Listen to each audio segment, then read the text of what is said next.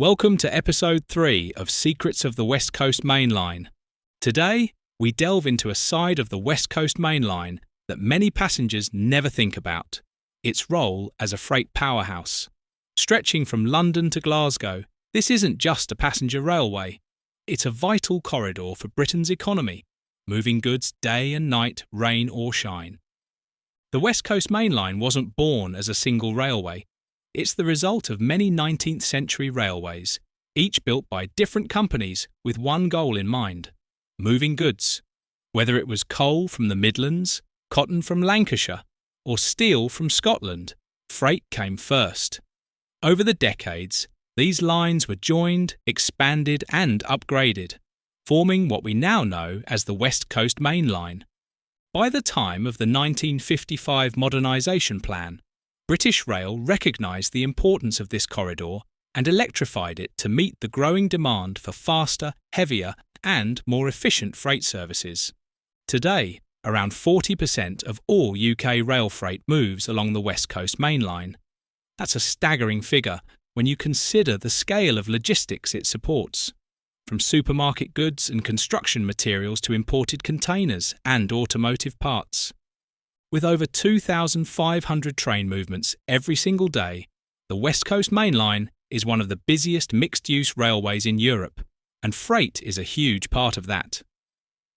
Key to the West Coast Main Line's freight success are its strategic hubs.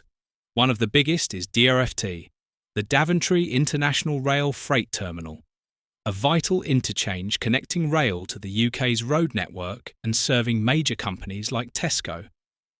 Then there's Crewe's Basford Hall Yard, once among the largest marshalling yards in Europe. Though quieter today, it remains a key freight centre and testament to the West Coast Main Line's industrial legacy. Freight on the West Coast Main Line isn't just about volume, it's about innovation.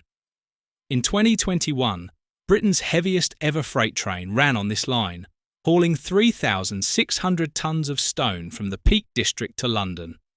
That one train kept hundreds of lorries off the roads, saving fuel and slashing emissions. With rail freight producing 76% less carbon per tonne than road haulage, the West Coast Main Line plays a major role in helping the UK hit its climate targets. With demand for sustainable transport growing, freight on the West Coast Main Line is only becoming more important.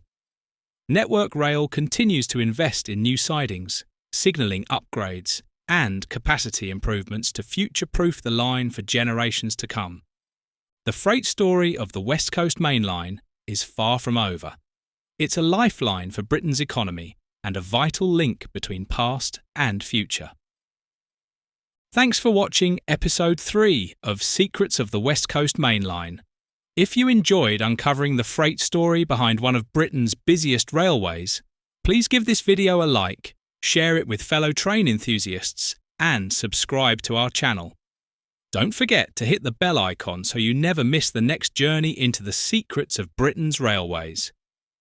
Your support keeps this series on track.